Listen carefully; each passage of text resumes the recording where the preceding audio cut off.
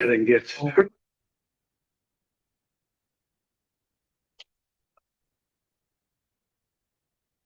glory to the Father and to the Son and to the Holy Spirit.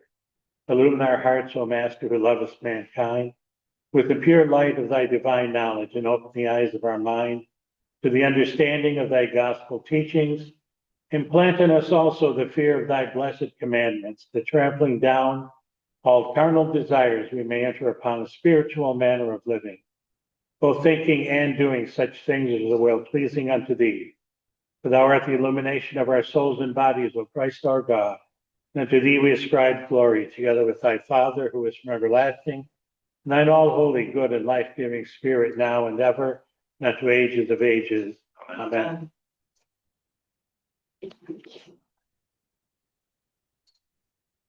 Hey, Charlie. Yeah. Can you make that thing disappear up there? That if you put that thing, don't show again, if I'm probably never come up again. Oh, So that's all right. you know what? I'm afraid to do anything more. I'll get out of it, and then I'll have to call Keith back. The blue boxes, so don't show again. Well, welcome everyone. Thank you for being here this morning.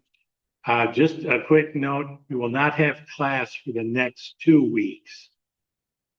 The next 2 weeks is Christmas break for the Sunday school. So we will start again January 4th, I believe, first Sunday of the new year. So continuing our discussion today on the Christian Old Testament. And just to remind everyone that Jesus said to his disciples, I've come not to abolish the law and the prophets, but to fulfill them. So we've been talking the last few sessions about the birth of the Messiah and prophecies in the Old Testament regarding that. Last week we began to talk about prophecies regarding the time of the birth of the Messiah. And so today we will continue that. And just to review quickly, last week we looked at the last one we saw was a prophecy from the prophet Micah. And he says, behold, I am sending forth my messenger to clear a way before me. And this, of course, refers to John the Baptist. And the early church understood this as a reference to the Baptist, my messenger. And then it continues. And unexpectedly, the Lord whom you seek shall come to his temple. And that's referring to the Messiah. As for the angel of the covenant that you desire, he is already coming, says Yahweh of hosts. I'm sorry, this is from Malachi. And so what he's referring to here is the angel of the covenant is the Messiah as well.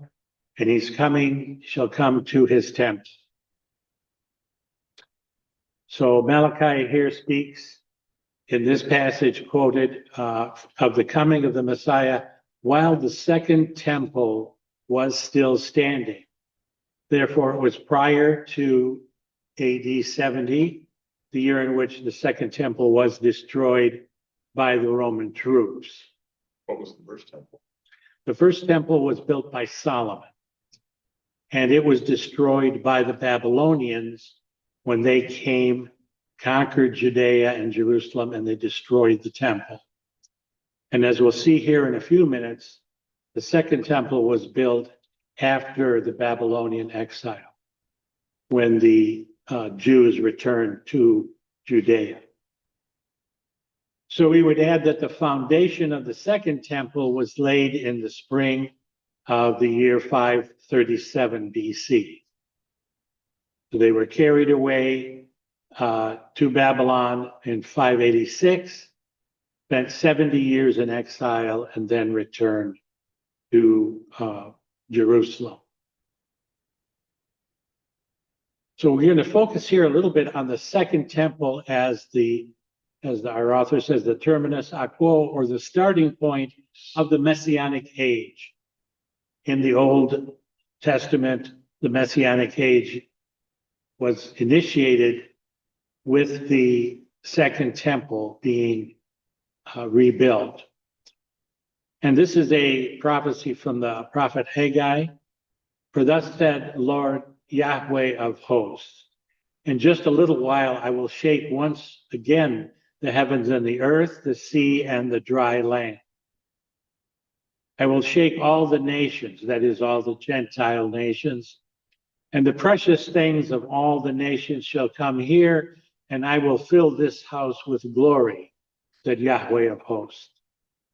Silver is mine and gold is mine, declares Yahweh of hosts. The glory of this latter house, and in this sense the house refers to the temple, shall be greater than that of the former one, said Yahweh of hosts. And in this place I will grant prosperity. Some translations say I will grant peace, declares Yahweh of hosts. So again, Haggai is talking about the rebuilding of the Second Temple. Now, the last period of Israel's prophecy, that's the post-exile period, when they returned back to Judea, was inaugurated by this prophet, Haggai. The key word for the post-exile prophets was restoration. Prior to the exile, the key word of the prophets was punishment. During the exile, the key word was consolation, and now the prophets talk about restoration. So Haggai's activity coincides with the birth of the Jewish community, which lies at the core of Judaism. Why do we say this? Is because once those tribes of the north, the Israel 10 tribes, were carried away by the Assyrians, and then the Judaic tribe was carried away by the Babylonians, the people that came back to Judea were the tribe of Judah. And that's where the word Judaism comes from. And Judah became the core of the Hebrew people. Okay. The other 10 tribes, when they came back, they were mixed race. They mixed with the Mesopotamians, with the Babylonians. They came back and they were called the Samaritans. And so the people that returned to Judea considered themselves the pure Hebrew remnant, whereas the people that returned to Samaria were a mixed race. There was some remnant of Hebrew Israelite teaching within them, but the core people were the ones that returned back to Jerusalem, and they were called Judahites, and we call them Jews now. Okay, so that was the beginning of the Jewish community. So Haggai's prophecies, which amount to brief exhortations, can easily be dated to the year 520 BC. So you follow me where we are? We're not going to talk about the 10 tribes anymore because they've been liquidated, per se. Yeah, pretty much. I mean, like I said, we know that they were there. Diluted. Many of them stayed in Mesopotamia in Babylon, but some of them returned. Now, the rebuilding of the temple, which began in the spring of 537 BC, which we just heard about, was in jeopardy. And Zechariah, and he was a fellow prophet of Haggai, were instrumental in their efforts to encourage the Jewish leaders of that time to continue their work of rebuilding the temple. So for 17 years, they slacked off. They started building it, and then they stopped. They started building, then they stopped. And they were in jeopardy of not rebuilding it at all. And this is where Haggai and Zechariah come in, and they start encouraging both the king and the high priest, hey, let's get this moving. Who was the king at the time? The king was Zerubbabel. His name was Zerubbabel. And the high priest actually his name was Joshua. So we may mention that in this passage, the phrase Yahweh of hosts, or we know it as Yahweh Sabaoth. And in our hymns, by the way, we say Lord of Sabaoth, is repeated 5 times in this passage. And this title depicts Yahweh as surrounded by the heavenly powers, ready to intervene in Israel's favor as a mighty hero. And this, he refers here to 2 passages, Psalm 24 and the prophecy of Isaiah. So Yahweh of hosts, Lord of Sabaoth is the title that many times is heard by the Old Testament prophets. The basic idea that emanates from the use of this title is that power and majesty of God depicted as Lord of both creation and history. So according to Haggai, although the present seems serene, okay, the exile is over with, they're back in Judea, and there's nobody coming to conquer them, even though everything seems calm and serene, God will soon intervene in human history, shaking the foundations of the entire world. This shaking up of the human habitat was meant to usher in the Messianic age. Not even the cosmic bodies, not even the great heavenly powers, the angels, will be accepted from the terrifying tremors that God will induce. What year is that again? This was 520 BC. But Haggai is talking about when the Messiah comes. So he's coming 500 years 500 years later. Right. You did what's happening But and what's interesting here is that these prophecies, again, when Christ taught his disciples all those things in the scriptures pertaining to him, these are what he's talking about. Jesus taught his disciples, when you look at the Old Testament and you see these prophecies, they refer to me. And that's why we're looking at the Old Testament through Christian eyes, through the eyes of Christ, who saw the Old Testament prophecies, taught them to his disciples, and then said, this is what these things meant. If you didn't know what they meant, they were all referring to me and my coming. So as a result of God's future intervention, all the nations of the world will bring their precious things, their valuable things to Jerusalem. These precious gifts will be used in adorning the temple. So God's intervention will thus mark the beginning of the Messianic age, which will have the temple as its center.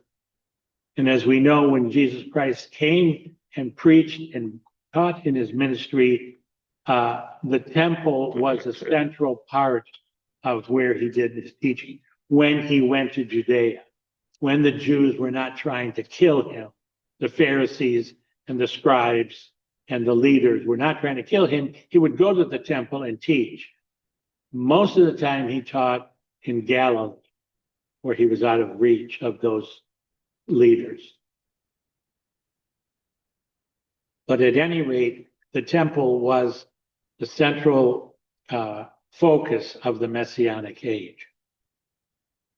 So beginning with Nathan's prophecy, which was to David, that he would be the instigator of a dynasty of kings that would last until the Messiah came, and regarding Solomon and his call to build God's house, David wanted to build the second temple, but he never lived long enough to do it.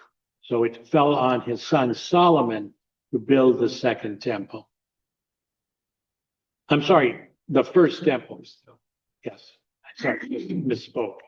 First temple. So Solomon built the first temple. The temple became one of the most important pillars of the Messianic hope. So did they have other churches in the area? No, temple was central to Jewish worship.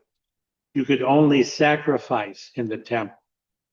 However, every small Jewish community had a synagogue. A synagogue was a house of teaching, kind of similar to what we're doing here. The local Jewish community would gather at the synagogue on the Sabbath. They would read the scriptures They would say prayers, they would worship, and then there would be a teaching on the scriptures that they read. That was synagogue worship. 4 times a year, pious Jews would then travel to Jerusalem on the 4 great feasts of the Jewish year, and they would then worship in the temple where they would offer sacrifices. And the Jews had several sacrifices, peace offerings, sin offerings, meal offerings, etc. But those things could only be done in the Jerusalem temple. Was the temple like a grand place? Was it Huge, amazing? majestic. Was one of those trips also there? Was that why everybody? Well, Palm Sunday was prior to Passover. Oh, yes, yeah. Yeah, Passover was the great feast, but they had the Feast of Passover, the Feast of Tabernacles, the Feast of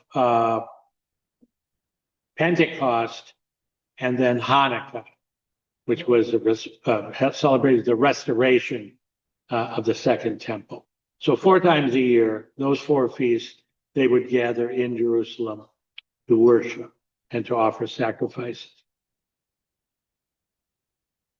So strong was this belief that Ezekiel, an exile prophet, after the destruction of the first temple in 586 BC, insisted on the need to rebuild the sanctuary according to the parameters he had received in a vision from God.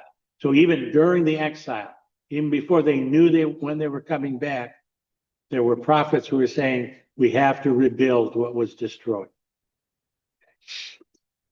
And in this same vein, Isaiah, during pre-exile, had this prophecy: in days to come, the mountain of the Lord's house will be established as the highest of the mountains and shall be raised above the hills.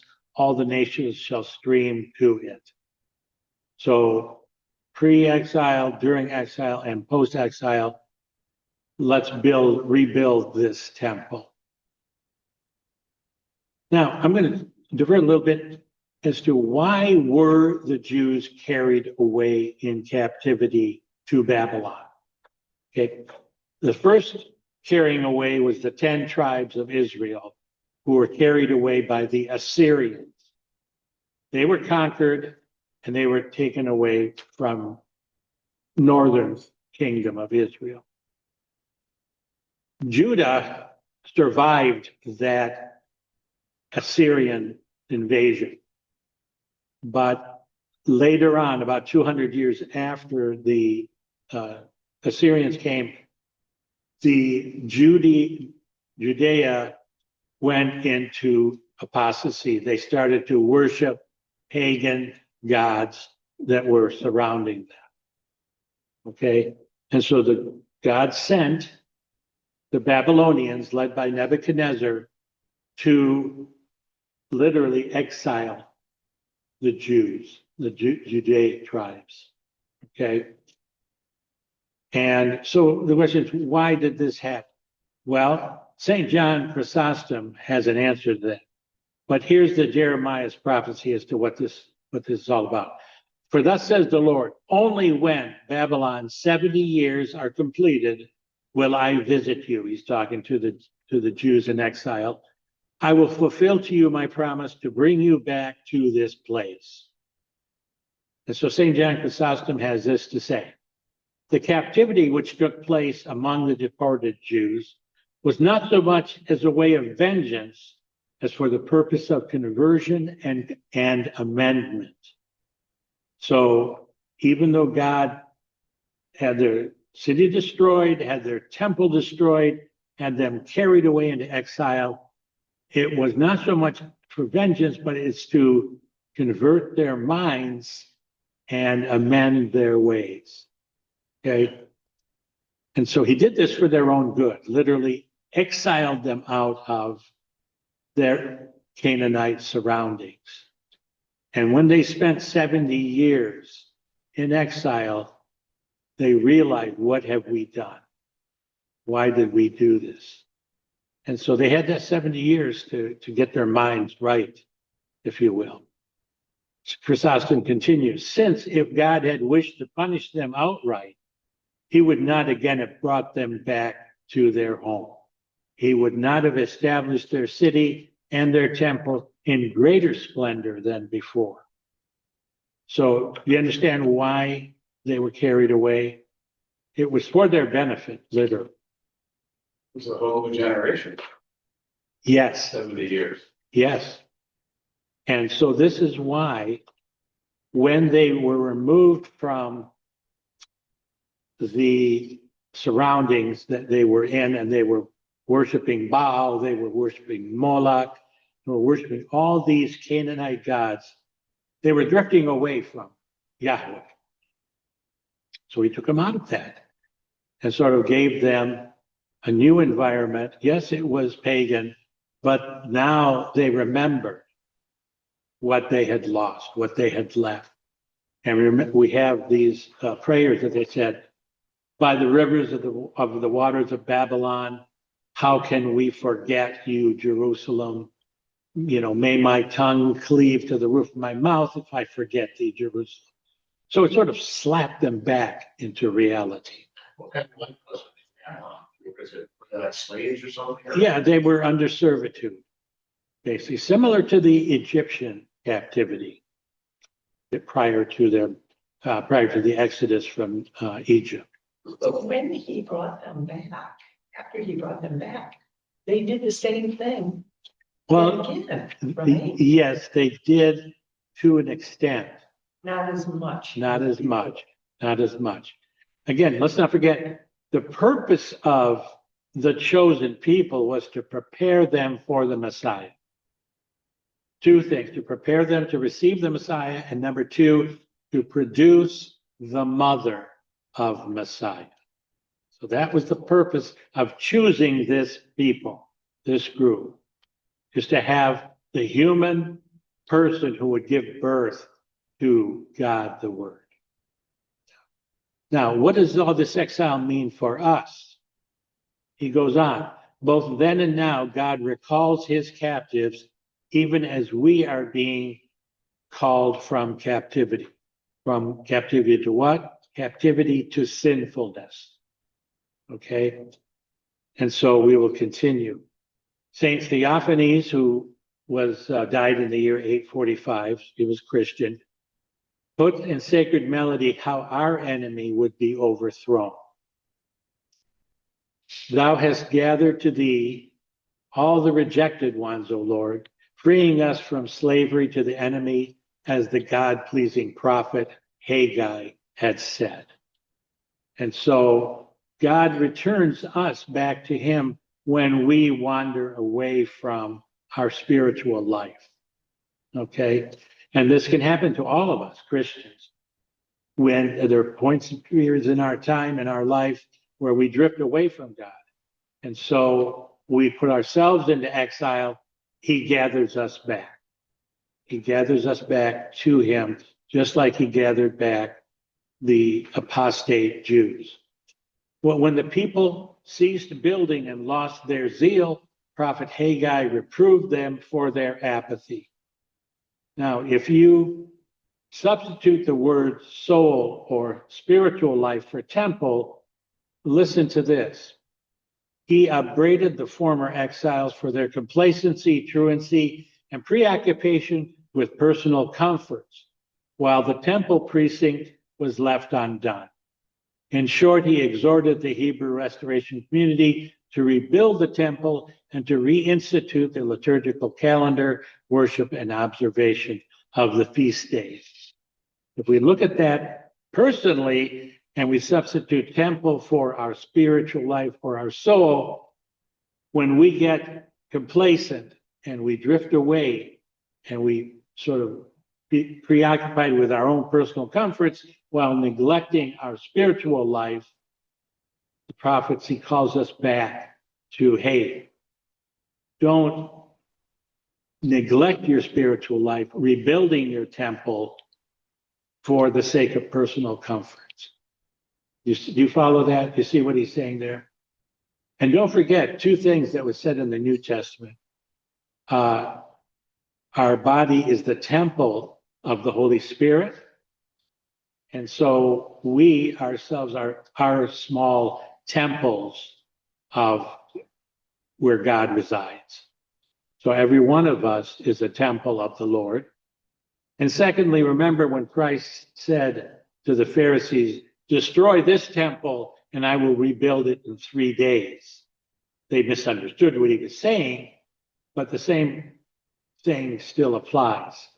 Our bodies, our souls are temples of the Lord.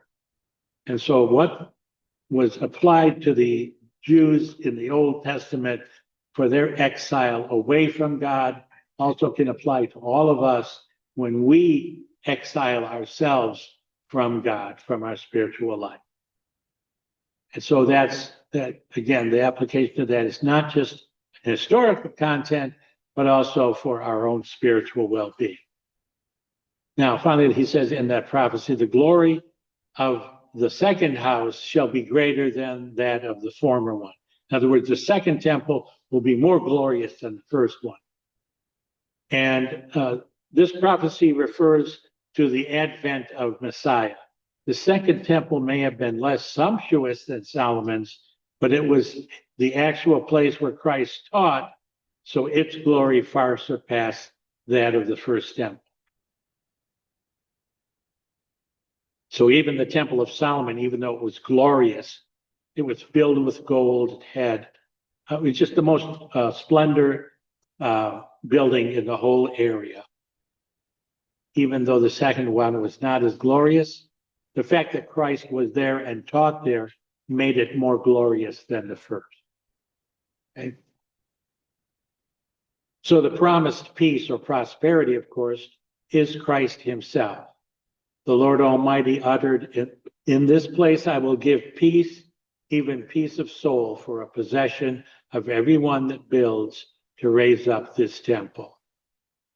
And so St. Ambrose of Milan says that the peace and tranquility of soul are more than the glory of the temple, the physical temple, for that peace surpasses all understanding, as St. Paul says in Philippians.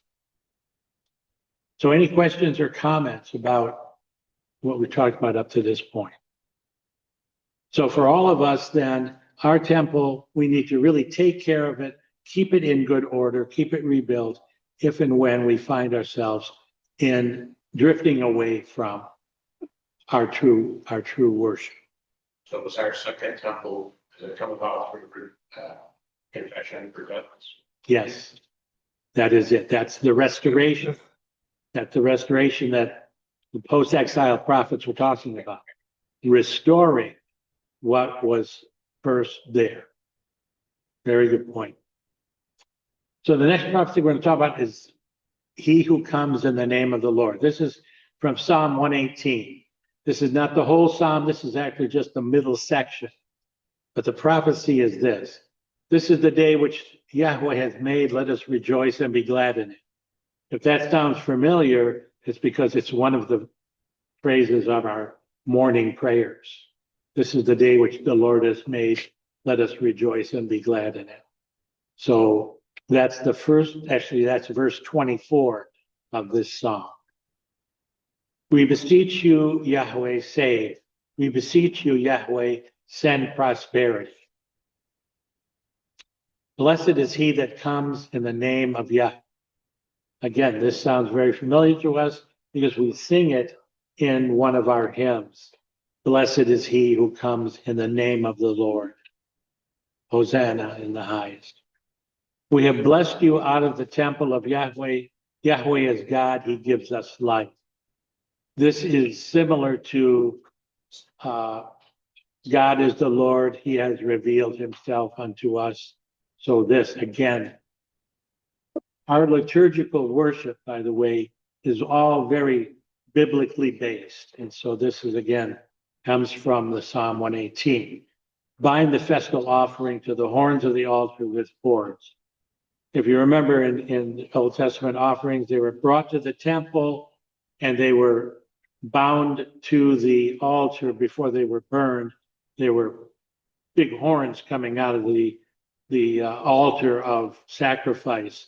And so people would bring their goat or their lamb or their bull, and they would tie it to the horns of the altar, and then they would be sacrificed by the priest one at a time. So the people didn't bind the festal offering to the altar. So this whole Psalm 118 is a thanksgiving song comprised of several sections framed by some hymnic praises. The first section consists of praises to the Lord, brought by an individual as testimony in front of the community. So picture this, the community is giving thanks, and then this one individual comes and he's giving testimony in front of the whole community. The second section begins with the individual's request to enter the temple and continues with the community's voice acknowledging God's salvation. So he comes, I want to enter the temple, and they say, blessed is he who comes in the name of Yahweh. So it's a dialogue between this individual and the community.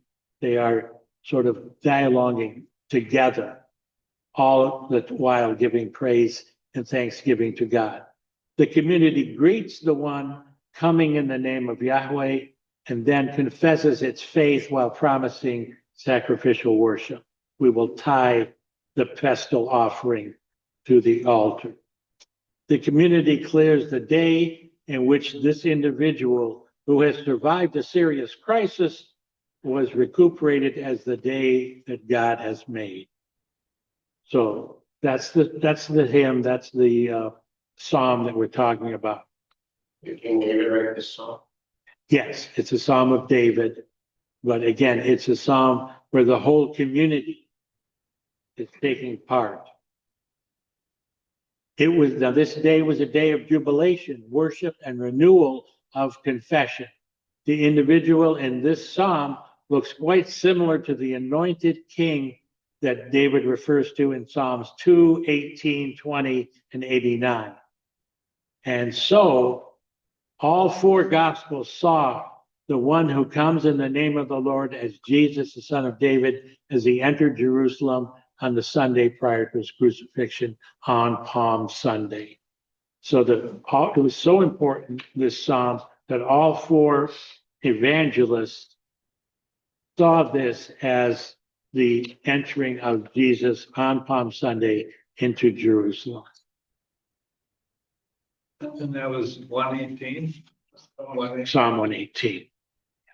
Now, in the Septuagint, it may be Psalm 117. So it's either 117 or 117. If you look in your Psalter, you will see one or the other numbering, but normally it's 118 is what it's referred to. So the day that the Lord has made was interpreted as a reference to Jesus' resurrection, anticipated as Jesus' entry into Jerusalem astride a donkey. So we may mention that the Hebrew phrase Hoshi'ana means please save. And this entered our liturgical language as Hosanna. So Hosanna in the highest, Hosanna, please save. And that's an appeal to God. Just please save us. Save us now. So whether the psalm refers to Jesus' entry into Jerusalem or to his resurrection, we may draw the conclusion from the text that the second temple was still standing at the birth of Jesus, the Messiah. So going back to why are we looking at this prophecy? It's because it tells us that Jesus was going to be born while the second temple was still standing. Okay? Questions? Prophecy said This was Psalm 118, but Haggai in his prophecy, chapter 5, I believe, prophesied that the Lord is coming and his messenger will come before him. That was 500 years before it came, right? Yes. Again, we're looking at prophecies that told the Jewish community a Messiah is coming. So they're getting prepared for the one who will come.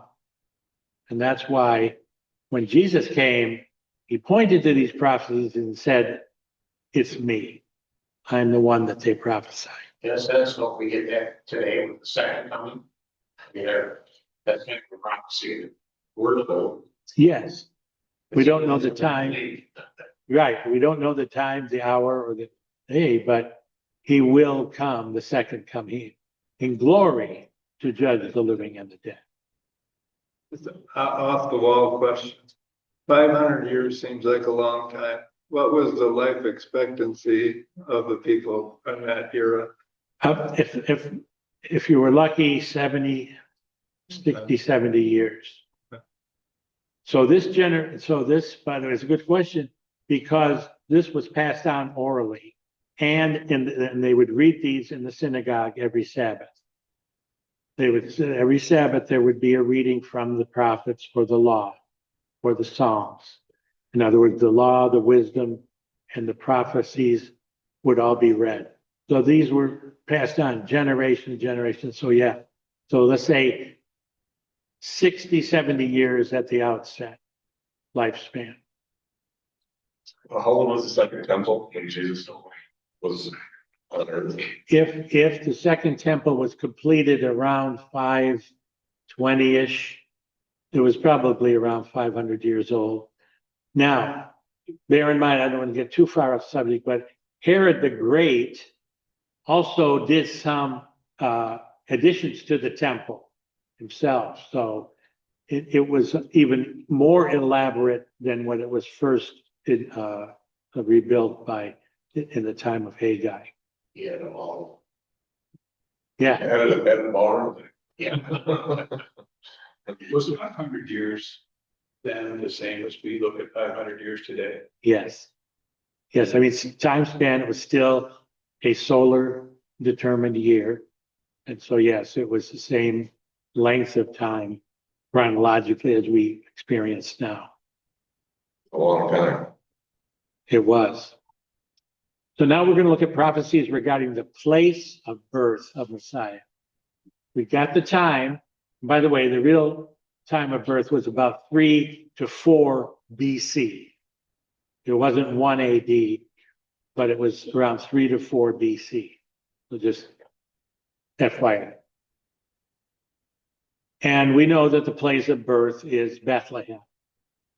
And the prophecy that was cited is from Micah chapter 5. In the Masoretic text, it's 5:1. In the Septuagint, it's 5:2. But here's the prophecy, and we almost know this by heart. And you, O Bethlehem of Ephrathah, the least among the clans of Judah, from you shall come forth to me the one to be ruler in Israel, one whose goings forth are from primeval times, from everlasting. So this passage was probably written in the wake of the invasion of Judah by the Assyrian king Sennacherib in the year 701 BC. In the latter, this Assyrian king camped outside of Jerusalem in a place called Lachish, seeking to besiege Jerusalem. Remember, I told you that the northern kingdom was carried away by the Assyrians? Well, this is 700 BC. So this was 200 years before Haggai. So the northern kingdom taken away. The Jewish kingdom, Judah, is being besieged, and the Assyrians were unbeatable. They were the Middle Eastern world empire at that time. So they besieged Jerusalem, and Hezekiah, the king of Judah, is freaking out. Because he knows that all these other kingdoms around him have been destroyed. He sees that his northern friends, cousins, have been taken away. He appeals to Isaiah. And Isaiah says to him, "Fear not, trust in the Lord, and you will be delivered." And in fact, he does, because in one night, 185 Assyrian soldiers were slain in the field by the angel of Yahweh. Sennacherib looks around, got no army, goes back to Assyria, and he was actually murdered by his own sons, which was also prophesied by Isaiah. So, because of Hezekiah's belief and trust in God, he was saved. Okay? And so, Micah contrasts, that's just an aside, but he contrasts the pride of the fortified cities like Jerusalem with the humble state of cities or sites, villages such as Ephrathah, and the salvation will arise from the small Ephrathah, not from the glorious capital. So the humble ones are where the salvation will arise from. Micah here speaks of the birth of Messiah in Bethlehem of Ephrathah. The name Ephrathah in patriarchal times was used to designate the territory inhabited by the Judahite clan of the Ephrathites. You find this in Genesis in 3 places. It's actually the place where the wife of Jacob, Rachel, was buried. She died in childbirth, giving birth to Benjamin, the last 12th son of Jacob. And so she was buried near where she died, which was Ephrathah. So King David belonged to this clan, and it's prophesied or it's actually told to us in 1 Samuel. Now David was the son of an Ephrathite of Bethlehem in Judah named Jesse.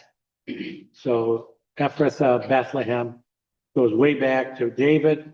Micah considers Bethlehem of Ephrathah a clan of the tribe of Judah. It seems that Ephrathah included or was close to Bethlehem with the rise of power of David. From Bethlehem, Ephrathah became equated with Bethlehem. They almost became one city until the two were synonymous. Okay. Grand Rapids and East Grand Rapids sort of melded together into one location. The village reached a special status when David became king and united the monarchy of Israel with its capital in Jerusalem. This is about 6 miles south of Jerusalem. Bethlehem is about 6 miles. It's in a fertile plain called Beit Jala, and the name Beit Laham means house of bread. Beit is house, Laham is bread, hinting at the agricultural focus of Bethlehem and its environment. The new king is introduced by Micah as the one who rules for Yahweh, or as Yahweh's representative in Israel. This aspect of belonging to Yahweh is underlined by the use of the pronoun li, to me, with respect to God. Now, interestingly, Micah does not use the term melech, or king, but rather moshil, ruler. Okay, in the prophecy, it's my ruler, moshili, my ruler, not my king, my ruler. Why? Because Micah's reluctance to use the technical term king to define Messiah should be understood as a courageous stand against the corrupted monarchy of 8th century BC Judah. The kings, after Hezekiah, were creeps. They went away from Yahweh. Hezekiah was obedient to God, but his son and his grandson were bad guys. They were apostates. They turned away from God, Yahweh. And so Micah doesn't use the term king because he didn't want to associate the Messiah with these bad kings. It was a corrupted monarchy. Yeah, Rob. What about my Lord? When did that word or phrase come into? What was the phrase? Was it during this time or was it after Christ? Lord. Lord. My Lord. Lord is actually they didn't use Lord, they used Yahweh. Okay. In the Old Testament, in the old times. All right. It probably came into being when during the Christian era, when the Gentiles were not familiar with Yahweh. So the Gentile Bibles would say the Lord God. What would they call the king? They would call him Yahweh, right? No, he was Melech. Melech No, was the Semitic word for king. Ruler and Lord and synonymous. In this case, yes. In this case. These kings, what led to the deportation? Yeah. Yeah. Once the Judahite kings became as apostate as the northern kingdom, they were carried away by the Babylonians. First, the Assyrians came, they took away the top 10 tribes, and then the Babylonians came and took away the Judaites. So in Micah's view, my Messiah will be unlike the contemporary monarchy who were participating in interpersonal political games. They were getting away from the true worship of Yahweh instead of trusting God and his promise. Okay. So thus, says Micah, Messiah will be a ruler rather than a despotic monarch. He will be a model ruler, one interested in the well-being of his people. From this perspective, Micah's ruler will be a leader to whom the people can relate, a man among men, an ideal ruler, not like these corrupted kings. He'll be a shepherd king, and the idea of a shepherd king is in the Bible, one that we know very well, Psalm 23, the Lord is my shepherd. And John, in the Gospel of John, Jesus says, I am the good shepherd. And Micah's ruler will conform to this type. With respect to Jesus, his entry into Jerusalem a few days before his passion is a good illustration of such an image. Jesus enters the city riding on a donkey, a humble king, after the model of one of the earlier kings. The good guys were David, Hezekiah, and Hezekiah's great grandson, Josiah, one of the good kings. So Jesus is modeled after them. His life in service to others symbolizes this embodiment of humble rule. I'm going to skip here a little bit here. So Micah depicts his coming forth from Bethlehem, originating from the city of David. And Jesus, when he answers Pilate asks him, so you're a king? And Jesus said, you say I am a king, for this I was born, for this I came into the world to testify to the truth. Everyone who belongs to the truth listens to my voice. And upon coming of the Messiah, the old conflict between Yahweh and the kings was put to an end. And we hear that he appeared as a young child who is from eternity God. We'll hear this hymn, by the way, in the Cantakia of Christmas. The Virgin cometh today, and the last two lines, who appeared as a young child. So Jesus, even though he was born in Bethlehem, he came from eternity.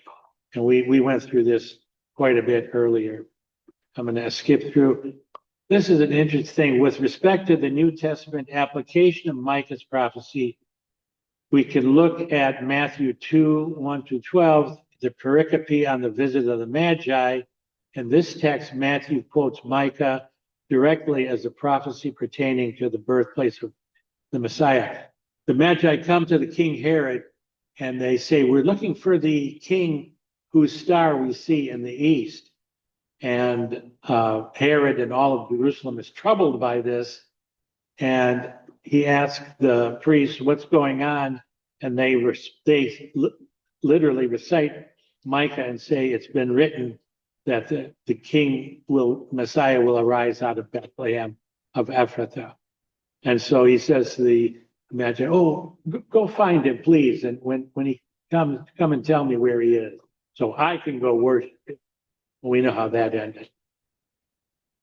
Now, here's something interesting you may not have heard before, and I only heard it when I read this.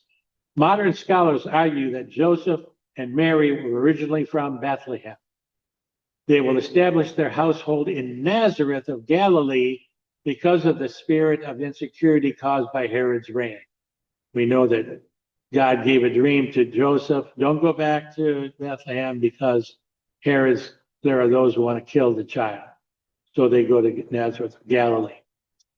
St. Luke, in his gospel, informs us that Mary delivered Jesus with Joseph in Bethlehem during the census, but he was not aware of the tradition that they originated in Bethlehem.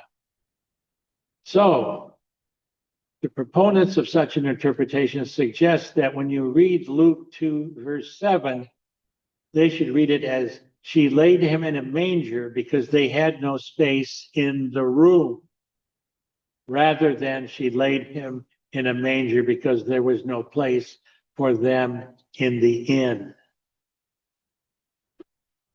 The Greek term katalima can be designated as room rather than inn, which is the word pandokelion, which is used in the parable of the Good Samaritan. Joseph's family lived in that room, the house that Joseph had. So Joseph led his fiancée Mary into the back area normally reserved for the animals to give birth away from the crowded living space, the crowded living room. Okay? So what they're saying here, it wasn't that there was no room in the inn, there was no room in the living room to give birth and fly. You don't want to give birth in a crowded room of people. And they were all there. So why does this probably, I find it has credence because if you go back and look at the Magi, they set out when they left Herod ahead of them, followed the star until it stopped over the place where the child was. When they saw the star had stopped, they were overwhelmed with joy. They entered the house. They saw the child with Mary, his mother. They knelt down, paid him homage, and opening their gifts, they offered him gold and frankincense and myrrh. So they came to the house where Joseph's family lived. They worshiped him. So Joseph had a house established in Bethlehem. In Bethlehem. That's right. And that's where he lived with his children from his first marriage. And that's where he brought Mary because of the census. They all had to be registered in their original homes. And that's where he was. How come I never heard that before? That's why we're here today. Doesn't the icon of the birth of the manger show the Magi coming to the king? And that's because that icon is sort of a conglomerate of everything that was happening. The shepherds in the field, the angels singing glory, and the Magi coming. And so those icons put all that together. But in reality, the Magi arrived a few days later after the birth of Jesus, and they found Mary and the baby in the house, as Matthew says. On entering the house, they saw Mary with the child and knelt down and worshiped him. So, any other questions? Yes. I was under the understanding that the wise men came like 2 years later. I've heard that. According to church tradition, it wasn't 2 years later, but it was at some point after the birth of Jesus. However, it couldn't have been 2 years because then they fled to Egypt initially. And so the time frame, yeah. Yeah, together, but I didn't know, so, yeah. Yeah, I would say that the time frame it was probably within a week of his birth that the Magi arrived, and then they left, and then the flight to Egypt, and then now what you may be, the reason for that is because Herod goes out and he says, I want all the male children of 2 years age and younger to be killed. And that's because I think he was trying to cover the whole time frame that Jesus could have been born in, because it wasn't a definitive time. Any other questions? So the next time we convene, we'll talk about the flight to Egypt, living in Nazareth and Galilee. The 3 weeks is our next one. Yes, January 4th, we will convene again. All All right, right. thank you, Thank you, everyone. Charlie. Thanks. God bless. Thank you. That's.